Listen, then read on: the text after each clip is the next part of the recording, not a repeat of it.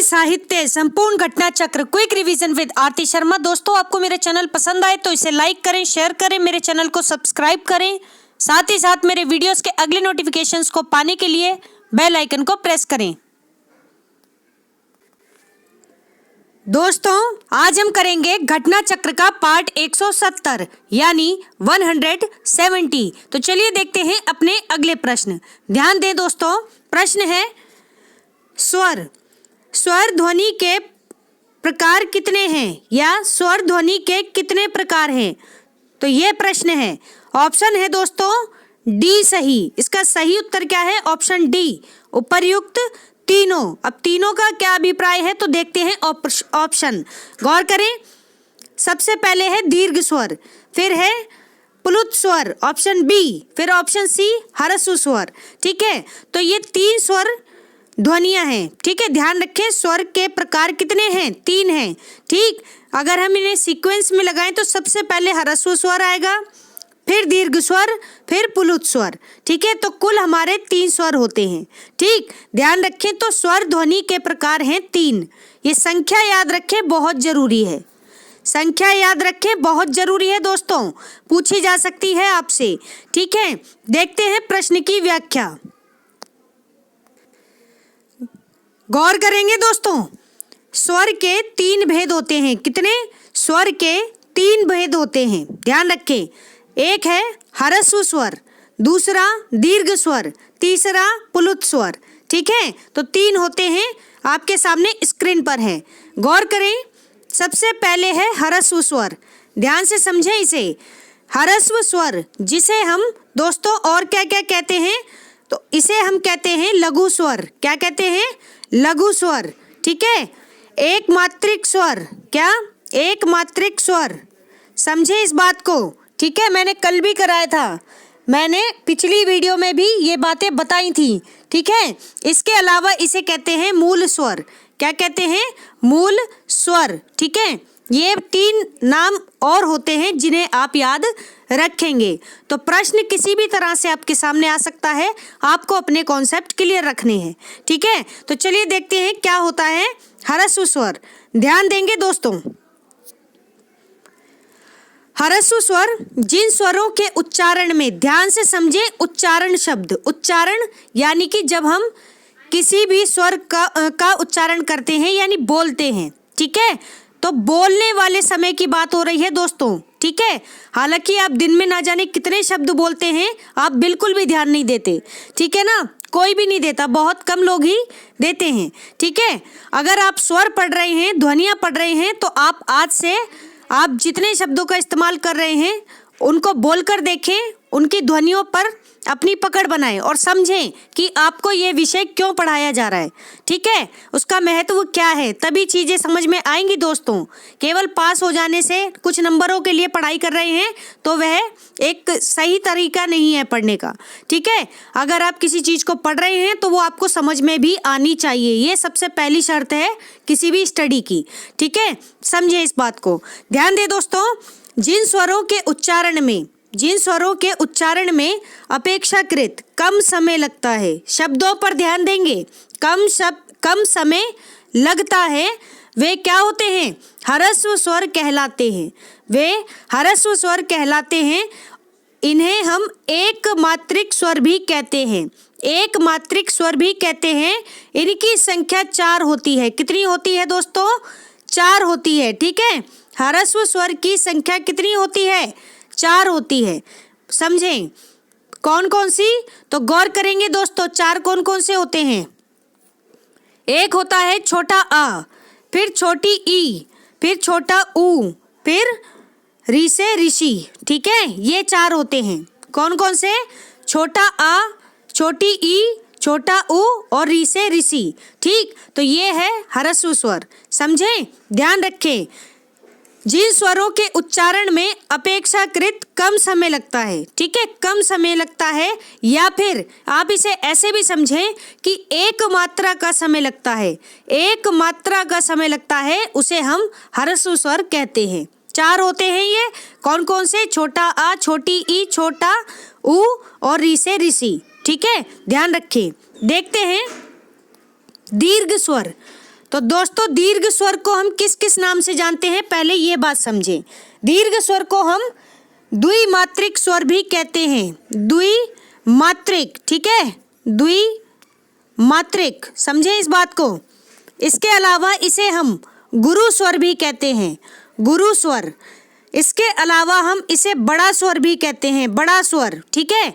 इसके अलावा हम इसे संधि स्वर भी कहते हैं, क्या, संधि स्वर भी कहते हैं। तो 4 नाम हैं इसके, 4 क्या 5 हो गए।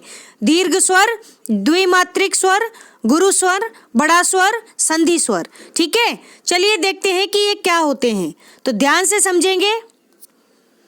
दीर्घ स्वर जिन स्वरों के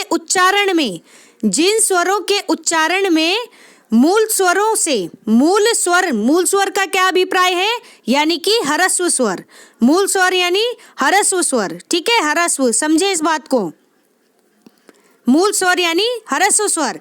तो इससे 2 गुना समय लगता है या फिर 2 मात्रा का समय लगता है। शब्दों पर ध्यान दें, 2 गुना समय लगता है या फिर 2 मात्रा का समय लगता है, उसे हम क्या कहते हैं, दीर्घ स्वर कहते हैं। क्या कहते हैं दोस्तों, दीर्घ स्वर कहते हैं, ठीक है।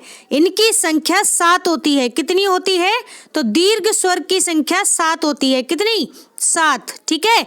और ह्रस्व स्वर की कितनी होती है, 4, ठीक है। तो देखते हैं 7 कौन कौन से होते हैं। तो स्क्रीन पर ध्यान से देखें दोस्तों, बड़ा आ, बड़ी ई, बड़ा ऊ, छोटा ए, फिर बड़ा ए, ठीक है, छोटा ए, बड़ा ए, ठीक, फिर छोटा ओ, फिर बड़ा औ, ठीक।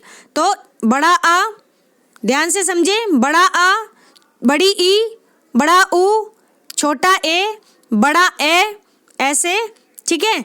और फिर ओ से ओखली, ठीक है, ध्यान रखें, फिर औ, ठीक है, ओ से औरत वाला, ठीक। तो ध्यान रखें, ये 7 होते हैं दीर्घ स्वर, ठीक है। इन्हें द्विमात्रिक स्वर भी कहा जाता है, इन्हें द्विमात्रिक स्वर भी कहा जाता है, क्योंकि इनमें ह्रस्व स्वर की अपेक्षा 2 गुना समय ज्यादा लगता है, ठीक है। इसी वजह से इसे द्विमात्रिक स्वर भी कहते हैं, ठीक।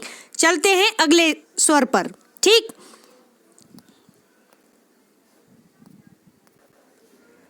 गौर करेंगे दोस्तों प्लुत स्वर पर। ये क्या है प्लुत स्वर, तो स्वर का तीसरा प्रकार है प्लुत स्वर, ठीक है।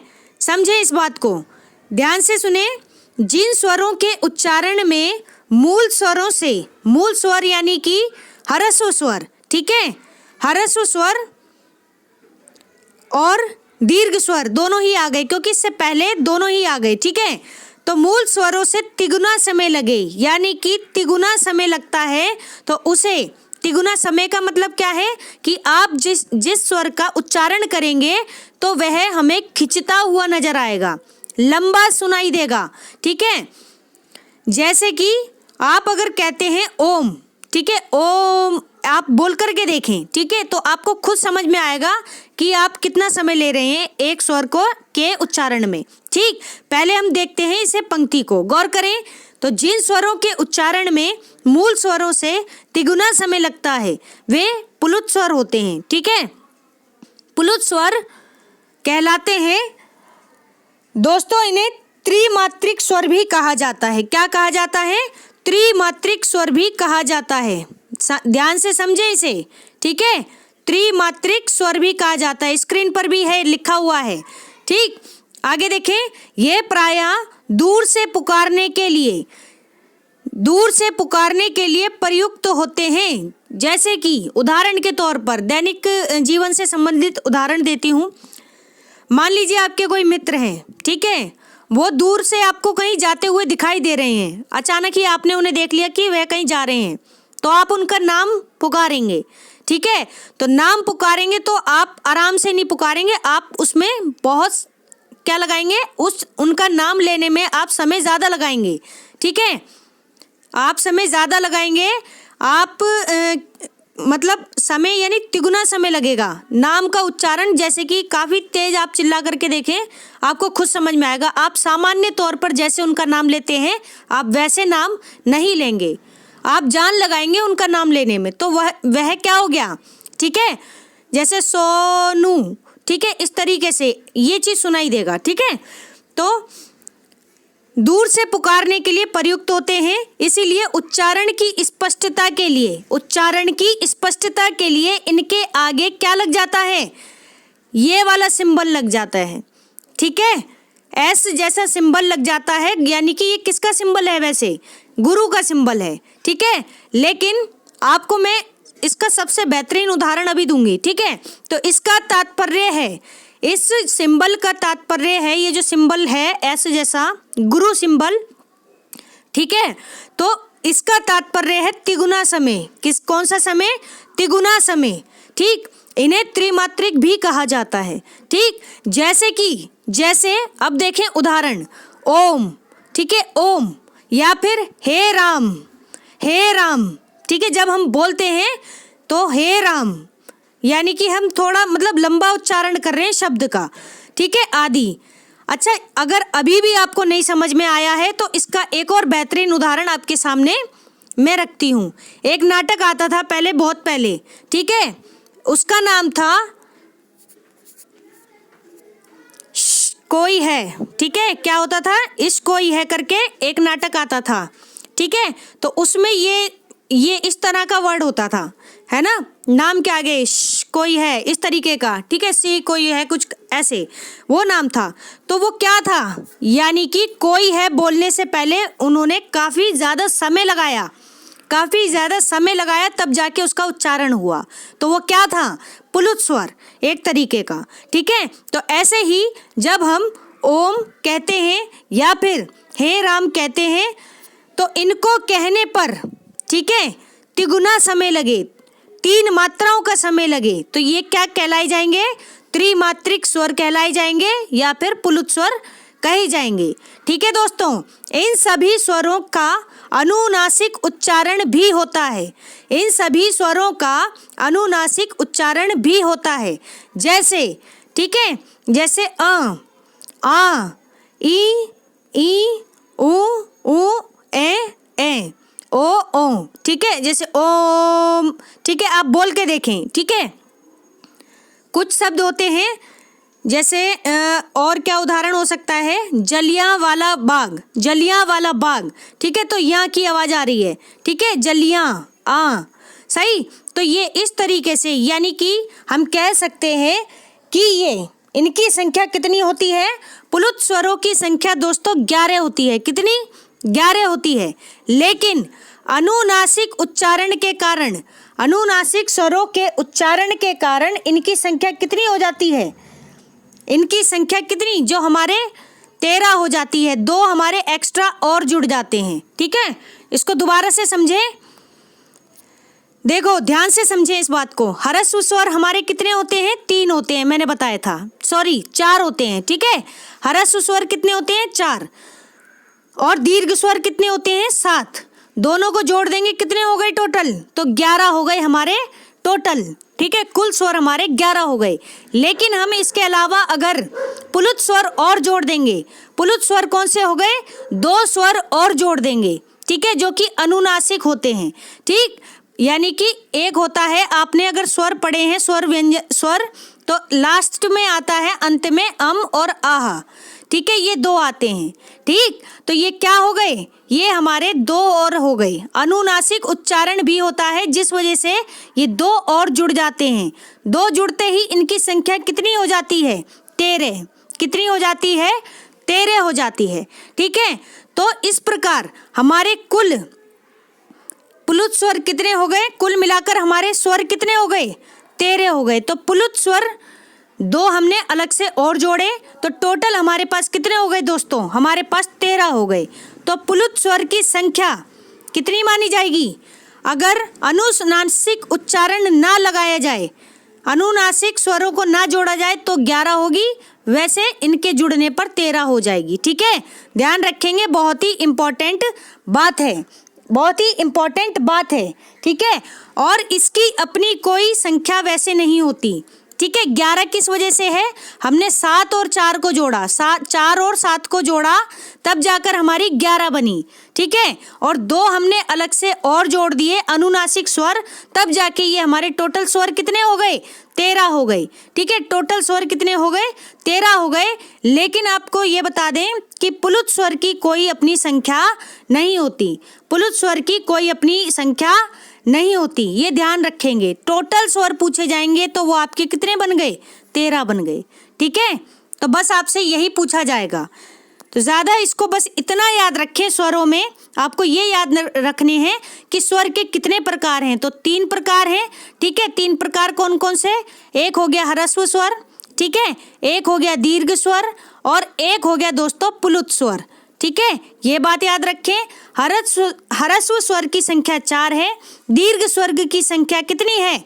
7 है, और पुलुत स्वर की संख्या कितनी हो जाएगी? इसकी कोई संख्या नहीं होती, इसकी कोई संख्या नहीं होती। हम स्वरों के आधार पर, जो हमने एक मात्रिक और द्विमात्रिक स्वर पढ़े, ठीक है, उनके आधार पर हम टोटल स्वरों की संख्या कितनी निकालेंगे? तो हम 13 बना देंगे। ठीक है, मूल रूप से 11 और वैसे 13। ठीक है, तो ध्यान रखें। आ से अनार आज देख लेना इंटरनेट पे, अगर किताब नहीं है तो आप गूगल करना, वहाँ से आ से अनार जो है स्वर हैं जो, उनको उठा करके देखना और उन्हें गिनती करके देखना।